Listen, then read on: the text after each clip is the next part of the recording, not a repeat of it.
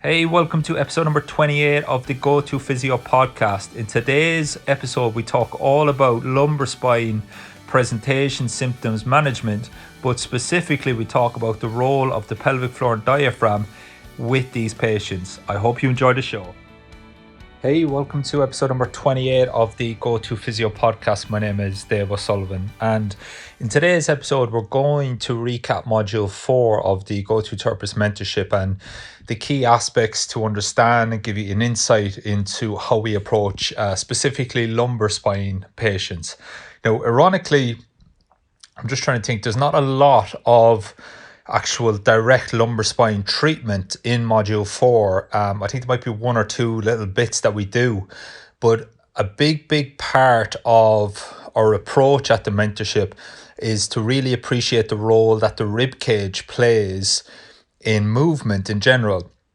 Now, obviously, if we talk about the rib cage and the importance of the rib cage to depress, to retract as that person's about to touch their toes, and then the importance of the rib cage to protract and elevate as that person backward bends, then we have to understand and appreciate the diaphragm and the pelvic floor also, because they're going to react, and vice versa, the rib cage will react to the diaphragm and pelvic floor, and the pelvis will react to the pelvic floor in terms of respiration, but also in terms of movement. So that's something that we provide, or I'd like to think we provide a lot of clarity on in module 4. So we focus a lot on the rib cage, and again, it's a slightly different way of looking at the body, but actually when you think about it, a lot of people for low back pain, they'll focus a lot on the core muscles, on the obliques, on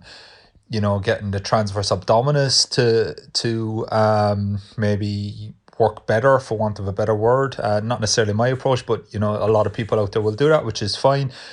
Whereas actually when we look at the anatomy, and particularly the internal obliques, they attach onto the rib cage and they attach on to the pelvis. And we understand and we appreciate that, unless you block it consciously, whatever the rib cage is going to do, there'll be a reaction at the pelvis. Whatever the pelvis will do, there'll be a reaction at the rib cage. So again, you think maybe a more traditional approach is a lot of people are teaching, helping people posterior tilt, get out of anterior tilt. And again, I appreciate that's not everybody. But again, if you're trying to affect the posterior tilt, then we need to appreciate what's happening at the rib cage. And again, if we talk about the rib cage, we have to appreciate what's happening at the diaphragm. And this week in the mentorship, I put together a cheat sheet for the therapists all about understanding the basic anatomy and physiology that's happening at the rib cage, that's happening at the diaphragm and the pelvic floor. And I feel very, very strongly about this because someone asked me on Instagram the other day, would you change anything in your journey to date in your career progressions? It was actually David Gray, one of my mentorship therapists, asks our students, he's without saying, he's, I wouldn't like to say single him out or mean any disrespect to other therapists, but Dave's a really, really great therapist who's taken the concepts in the mentorship and really made him his own. So he's come a long way on that journey, and it was a really, really good question from Dave, and it got me thinking, to be honest. And my answer was no. It's I'm very fortunate to have kind of been exposed to rugby union and rugby league, because it's given me a massive exposure to a whole variety of injuries, from wrists to elbows to shoulders, rehabbing slap tears, rehabbing wrist surgeries, rehabbing syndesmosis, groins, multi-ligament knee reconstructions, groin issues, osteitis pubis, labral tears. I've been very fortunate to see a lot of complex injuries because of the environments I worked in. So I wouldn't necessarily change that, but it got me thinking, if I probably could have maybe even, been exposed to something a little bit earlier in my career, it would be, although I'm very, very fortunate, and I think, to have been exposed to it now, even, I'm 12 years qualified now, but is the importance of that rib cage, diaphragm, pelvic floor, and the muscles in between. So again, a lot of people talk about core stability and cylinders. In the mentorship, I focus a lot. Look, I just keep things really simple. Let's get the movement back. Okay, let's give the person the ability to depress, retract the rib cage, protract, elevate the rib cage, internally, externally rotate the ribs, anterior, posterior tilt. Okay, let's just get them to go through a full range of motion and then tolerate that load through a graded exposure. As plain and simple, that's the approach. And in order to appreciate that, obviously we have to appreciate the lengthening ability of the diaphragm, the shortening ability of the diaphragm, the lengthening ability of the pelvic floor, the shortening ability of the pelvic floor. So I'm still on that journey. I'm by no means the finished article, and I'm still learning. I'm still figuring out ways to apply clinically. But I think, if I had to change one thing, it would be being exposed to that stuff a little bit earlier, because the more clarity I have in it now, the better understanding I have it, the better I'm able to apply this stuff clinically. So again, at the time of this recording, I'm in Huddersfield today. I'm about to head on a train down to Oxford tomorrow to meet up with England for the Fallout squad, or for the Fallout week in the Six Nations. So again, we just had a good result against Ireland at the weekend. I'm not going to say too much about that for obvious reasons. Got quite a bit of stick during that week for being Irish, working with England from, ironically, the England squad. Don't know how that works, but anyway, so hopefully this week will be a little bit quieter for me, as we've got a couple of Welsh analysis, so hopefully they'll focus their attention to them in the lead up to the Wales game. But back to my point is, when I go into environments like that now, and you get to, you've got time with athletes, you can see an athlete in the morning, you can do something, you can check what they're like before they train, you can check what they're like after they train. Did the changes that you try to implement stick? So the more clarity I get in terms of what's happening at the pelvic floor, rib cage, pelvis, the function of obliques, how to stimulate these tissues, how to put them in positions where the nervous system's got no choice but to tolerate load, how to subconsciously lengthen all these tissues, then the better I'm able to apply this clinically. Okay, and then getting back to my point about Module 4, what we're seeing in Module 4 now in 2020 is very, very different to my first mentorship in how I approach the lumbar spine. I'm still trying to get to the same place, but how I'm applying it clinically today versus 2015 with my very first mentorship. And again, this is the reason why I give lifetime access to the mentorship, because as I evolve and as I get more clarity, I apply the stuff clinically better. I get better at teaching it. Once I get decent, long-lasting results, then I teach it. So that's one thing that I really, really would have liked, I suppose. If I think of where I am now and how much better I am at understanding how to apply this stuff clinically, I'm excited where I'll be like, please God, 2-3 down the line, so to speak. So it's exciting in terms of where we're going to be.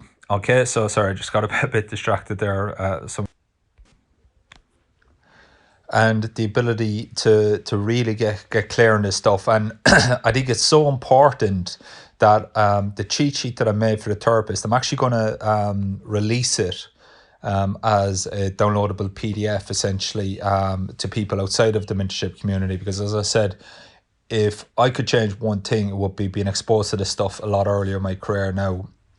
And I want therapists to have the opportunity to not to ram this stuff down their throats, and for not for 1 second am I saying that this is the only way to help somebody in pain. This is the only way to treat a lumbar spine patient. But I think it's still important that we keep an open mind. We appreciate this stuff. You take the good bits from it, you add it into your own approach, and I think you'll be very, very pleasantly surprised. Or if you're a new grad coming out, then as I said, I think it's important to be exposed to this stuff, because it's very, very different to how I was taught in university, in terms of how to assess a lumbar spine patient. Hey, I hope you're enjoying today's show. For more clinical content and tips to help you implement this content in the real world, please visit thegotphysio.com for more information, including my 6-step patient adherence checklist, which you can download for free. And also there's more blog content that helps you implement this stuff in the real world. You'll also find links to my YouTube show, the Go-To Physio show, as well as lots of more information to help you become the go-to therapist, helping real patients get real results in the real world. A lot of the assessment techniques for the lumbar spine, interestingly, is, when I'm talking through and people are looking over my shoulder, the mentorship content, I'm telling them what I'm looking for, and I'm giving them my thought process, and 99% of it is away from the lumbar spine. I'm actually looking at what's happening at the hip. Is the pelvis moving? Is it challenges its base of support rather? Is the ribcage elevating? Is when the ribcage elevates, is that rhythm happening with the pelvis, or is one moving and then the other stops, and then does the person get pain, which happens a lot clinically from my experience. So again, we're not too worried about the lumbar spine. Even if someone's in with a known pathology, and I cover this. I done the coaching call this week with the therapist. So on the Friday, after they kind of had time to go through the mentorship content, we'll get together at 6 a.m. on a Friday morning. We'll do an hour and a half, kind of looking deeply into kind of the most important, what I call 20%, that's going to give you 80% of the results, if we believe the 80-20 rule. And what I said to the therapist is, I think when we were talking about, communicating and explaining effectively, the problem and solution to the patient, and what I said to the therapist was, it's very, very important that we acknowledge the pathology, and the movements, the treatment that we do, although we're not necessarily looking at the L4, L5, we still need to give the patient some context into how this is going to help their pathology, so to speak. Okay, so again, my approach with a bulging disc, or a sensitized nerve root, or a facet joint issue, is right. Let's get everything else doing its job so that this area isn't being overloaded, or isn't doing too much work, or that's contributing to that sensitization. And I appreciate it's not all physical, but I still think it's important that for the patient, when we communicate to them, that we acknowledge this stuff, because I think it's all well and good, telling a person about pain science and pain science education when they're coming in and they've been told, they've got this and this. So I think it's a dangerous game if we dismiss their actual diagnosis right off the bat, and we try to kind of force feed them our way of thinking. I think we certainly need to meet them halfway, and I definitely think there's smarter ways to go about that, rather than just telling them that pain doesn't mean damage, so to speak. Which is, again, I've covered this in previous episodes, and I'm sure that's pretty much a topic in itself. So that's pretty much summing up this week. It's been an eventful week at the clinic. So I've been back early in the week, and we've been re-videoing modules 9 and 10. So kind of going through from hamstrings to osteitis pubis to plantar fascia to all of the kind of the common pathologies that therapists see, just looking and talking and refining the step-by-step processes, and showing them some advanced assessments that I might use, and and some stuff that I might use to actually desensitize the symptoms as well, because I know I talk a lot about finding the true cause and spending 80% of your attention on what we think is driving the problem and 20% on the symptoms, but we still have to spend 20% of our time on the symptoms. So again, we kind of focused a bit more on the actual 20% of the symptoms this week on modules 9 and 10 that I was videoing. So obviously you'll get the podcast overview of those in the coming weeks. Doing that, then putting together some final touches for that diaphragm and pelvic floor PDF. So again, I'll have that to you. That'll be going up on the website. So head over to the website, www.thegotophysio.com, and you'll be able to pick up a copy of that PDF. Because as I said, I think it's very, very important, to at least be exposed to this stuff. And then, read it, make your mind up after you've you've implemented some of this stuff with your patients. Don't read it, dismiss it, or don't read it and fall in love with it and forget all the good stuff that you're doing. But take the information, and as I said, the more clarity you get, the better I'm sure you'll apply it clinically. The more confidence you get, which is pretty much, how it usually happens. And then on the back of that, hopefully you'll be able to, save you a few years of that I wish that I was exposed to a little bit quicker, so I would have even more clarity now in applying it. Which, as I said, I think I'm getting better, but I'm by no means the finished article. But I'm looking forward to seeing where this stuff is going, because it's going in a really good place. And I'm really enjoying kind of the new stuff that I'm implementing, which again the therapist will see in modules 9 and 10 at the moment. And as I said, I'll be sharing some of that publicly at some point, obviously as well, just to give you a kind of a taste of it. And we'll see where we go. So that's it for this week. Apologies for the interruption. Someone was trying to ring me during the call and so forth. So just kind of through my thought process at some point there. But as always, any questions, pop us an email, send us a message, leave us a comment. Follow us on our Facebook page or Instagram. Not that active on Twitter. I don't particularly like the tone, if I'm being completely honest, on Twitter. I think it's just a massive negative energy floating around. And but again, that's probably a conversation for another day. Whereas I think the tone on Facebook and LinkedIn and stuff, I think is a lot more respectful. So I'm starting to do a lot more on LinkedIn now, actually sharing some content on LinkedIn. So make sure you connect with me if you haven't already on LinkedIn. And as I said, we'll start to put some more of this content out, and you'll also obviously get a heads up when the role of the diaphragm and pelvic floor in musculoskeletal conditions cheat sheet or PDF that I've given the mentorship therapists. I'll be making that available to the public very, very soon as well. Okay, that's it for this week. Have a great week, and I will speak to you very, very soon. Take care. Hey, I hope you enjoyed today's show. For more information, please visit www.thegottophysio.com, where you can download my 6-step patient adherence checklist absolutely free, as well as read the accompanying blog that goes with today's episode. We've got lots of cheat sheets and clinical content to help you implement to get real world results with real patients, that ultimately helps you become the go-to therapist and allows you to build a profitable, busy private practice, or become that go-to therapist in professional sport. I'll speak to you soon on the next episode.